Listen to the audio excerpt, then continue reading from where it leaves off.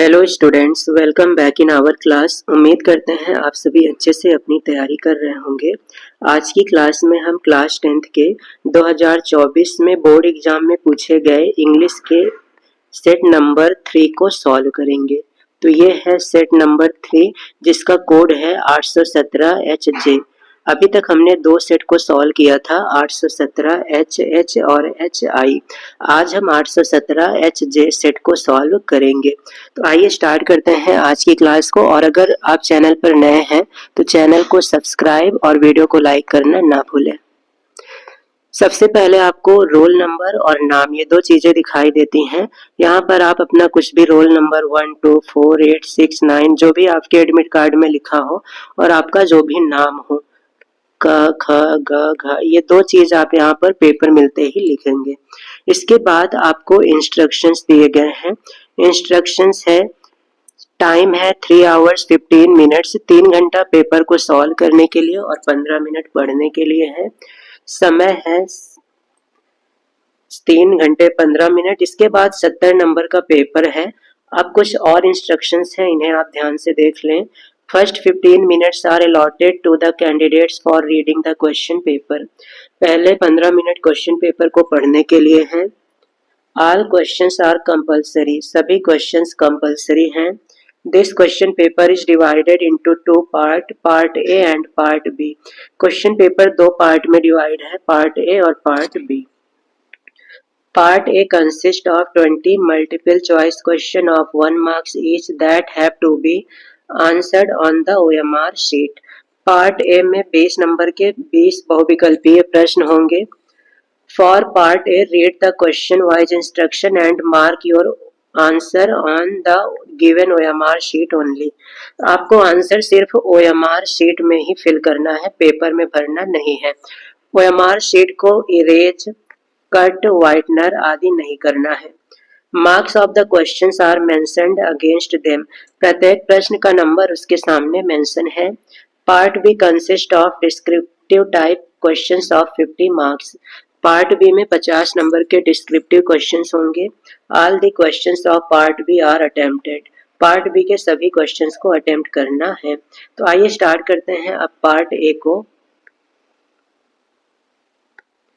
Part A में आपको multiple choice questions दिया रहता है।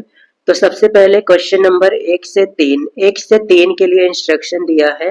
Read the following passage carefully and choose the correct option to answer the questions that follow. आपको passage को ध्यान से पढ़ना है और क्वेश्चन नंबर 1 से 3 तक का आंसर इस पैसेज से ही देना है। तो आइए पैसेज को देखते हैं। In the olden days in England, England के पुराने दिनों में, the laws were very cruel, rule नियम बहुत सख्त थे।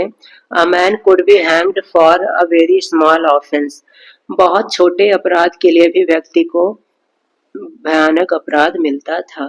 The sheriffs who were the keepers of the law were ignorant men and would hang a man on little or no evidence.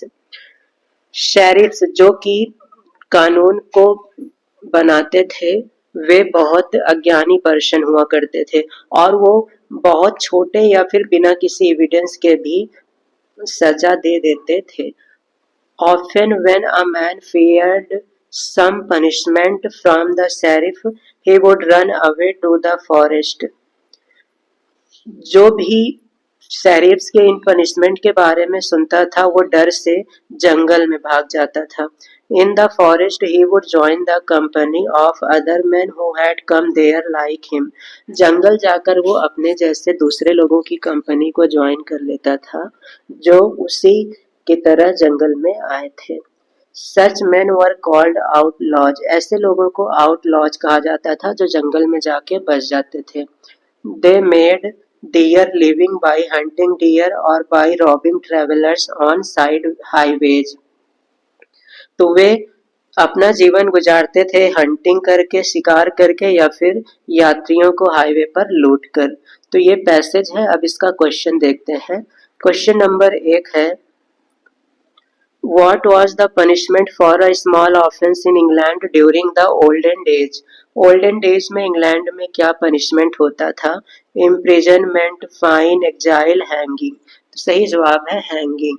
छोटे से अपराध के लिए भी इंसान को लटकाया जा सकता था। दूसरा क्वेश्चन है, who were the keepers of law in England during the olden days? पुराने दिनों में लॉ के कीपर्स कौन थे? जजेस, शेरिफ्स, लॉयर्स, पॉलिटिशियंस। तो ये थे शेरिफ्स। क्वेश्चन नंबर 3 है, Why did a man run away to the forest during the olden days in England? England में पुराने दिनों में इंसान जंगल में क्यों चला जाता था? To join the army, to hunt deer, to rob travelers, to escape punishment from sheriffs. sheriffs की पनिशमेंट से बचने के लिए वे जंगल में चले जाते थे। क्वेश्चन नंबर 4 और 5 अब देखते हैं। 4 और 5 के लिए इंस्ट्रक्शन है, choose the correct option to answer the following questions. सही ऑप्शन का चुनाव करें। Complete the following sentence. इस सेंटेंस को कंप्लीट करना है। I met old friend in the temple. मंदिर में पुराने मित्र से मिला। तो यहाँ पर ओल्ड के साथ हमें आ और एन में से कोई एक चीज फिल करना है। तो ओल्ड में वॉवेल है, ओ से शुरू हुआ है, इसलिए एन भरा जाएगा। तो इसमें हम एन भरेंगे। I met an old friend in the temple. Question number 5 है, complete the following sentence. Sentence को कंप्लीट करें। Unless he begs my pardon I not excuse him. जब तक वह मुझसे क्षमा नहीं मांगता है मैं उसे क्षमा नहीं करूंगा। तो यहाँ पर फ्यूचर की बात हो रही है, इसलिए विल का प्रयोग करेंगे। क्वेश्चन नंबर 6 है, rearrange the following word cluster to make a meaningful sentence. Meaningful sentence बनाने के लिए इन वर्ड क्लस्टर को रीअरेंज करें। Behaviour, got, I, his, at, angry. तो सबसे पहले हम सब्जेक्ट का यूज करेंगे आई, उसके बाद वर्ब लगाएंगे गॉट, इसके बाद ऑब्जेक्ट है एंग्री और साथ में हम लिख देंगे at his behaviour. I got angry at his behavior। तो यहाँ पर सही जवाब है option A, I got angry at his behavior। Question number 7 है, He prevented me going to the city। उसने मुझे शहर जाने से रोका। तो यहाँ पर कौन सा प्रीपोजिशन फिल किया जाएगा? Of, for, from, on. तो यहाँ पर फ्रॉम का यूज होगा। He prevented me from going to the city. तो ऐसे केस में हम फ्रॉम का यूज करते हैं। क्वेश्चन नंबर 8 है, which of the following word is miss spelled.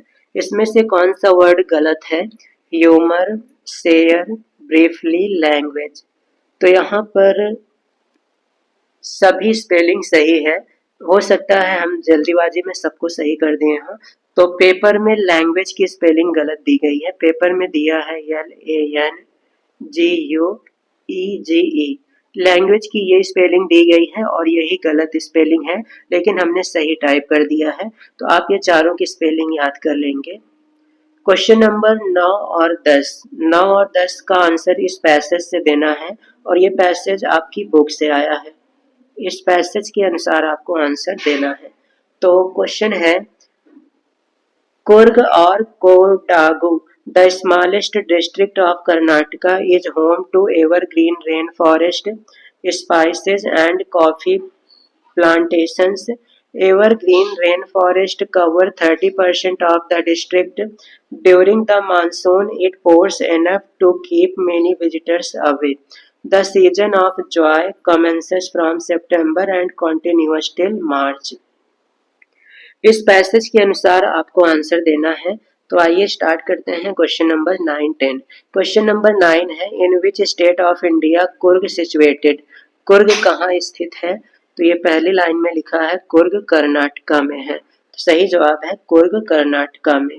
Question number 10 है, the best season two visit Coorg. Coorg को विजिट करने का बेस्ट सीजन क्या है? तो ये दिया गया है सितंबर से मार्च। तो सितंबर से मार्च तक कुर्ग को विजिट करने का सबसे अच्छा टाइम होता है। क्वेश्चन नंबर 11 की ओर बढ़ते हैं। What did Lencho hope for? Lencho को किस चीज की उम्मीद थी? A good shower of rain, bright sunshine, good crop, cloudy weather. तो इनमें से लेंचो को अच्छे फसल की उम्मीद थी, गुड क्रॉप। क्वेश्चन नंबर 12 है, who was the first black president of South Africa? South Africa का ब्लैक प्रेसिडेंट कौन था? Oliver Tambo, Yusuf Dadoo, Nelson Mandela, Walter Sisulu. तो इसमें से फर्स्ट ब्लैक प्रेसिडेंट थे नेल्सन मंडेला। क्वेश्चन नंबर 13 है, the bakers of Goa used to wear? Goa के bakers क्या पहनते थे? कबई, बॉल, लॉन्ग क्लॉक या फिर इनमें से सभी? तो वो कबई पहनते थे। सही जवाब है ऑप्शन ए। क्वेश्चन नंबर 14 की ओर बढ़ते हैं। क्वेश्चन नंबर 14 में दिया गया है एक पोयम जो कि आपके बुक में द बॉल पोयम से लिया गया है। इस पोयम का नाम है द बॉल पोयम और इस पोयम को आप ध्यान से पढ़ लेंगे एक बार, फिर आंसर करेंगे। क्वेश्चन नंबर 14 है, who is the poet of the poem the ball poem? The ball poem के पोएट कौन है? Robert Frost, W.B. Yeats, John Berryman, Sylvia Plath. तो यहाँ पर John Berryman the ball poem के पोएट हैं। क्वेश्चन नंबर 15 है, what does in a word possessions mean? In a word possessions का क्या मतलब होता है? वर्डली पोसेशन का मतलब होता है सांसारिक चीजें, मैटेरियल थिंग। तो ये सही जवाब है ऑप्शन बी। क्वेश्चन नंबर 16 की ओर आते हैं। Who was mister Harriet? A compounder, a doctor, a neighbour of Mrs Pomfrey, a trainer of dogs. Harriet एक डॉक्टर थे जिसके पास ट्रिकी का इलाज हुआ था। तो यहाँ पर सही जवाब है डॉक्टर। हैरियट डॉक्टर थे। Question number 17, who does T refer in the thieves story? Thieves story में टी किससे रिफर करता है? Hari Singh, Anil, writer of the story, previous employer of the thief. तो यहाँ पर सही जवाब है हरि सिंह। टी का मतलब है हरि सिंह।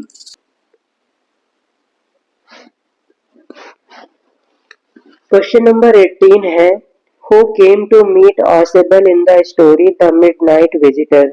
मिडनाइट विजिटर में ऑसिबल से मिलने कौन आया था? Fowler, policeman, Max, Ausable's father. यहाँ पर सही जवाब है फाउलर। ऑसिबल से मिलने फाउलर आया था। क्वेश्चन नंबर 19 है, how many burglars are there in the story a question of trust? A question of trust में कितने बर्गलर अर्थात चोर थे? 2, 5, 3, 4। तो सही जवाब है 2 बर्गलर्स थे। क्वेश्चन नंबर 20 है, who comforted Holly in the classroom? Classroom में होली को किसने कंफर्ट किया था? Prime minister, her teacher, her principal, monitor of the class. तो उसे कंफर्ट किया था उसके टीचर ने, हर टीचर।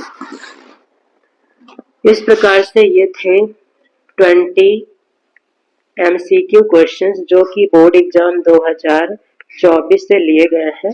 आप इन सभी क्वेश्चंस को अच्छे से लर्न करें और साथ ही साथ अगर आप चैनल पर नए हैं तो चैनल को सब्सक्राइब और वीडियो को लाइक करना ना भूलें।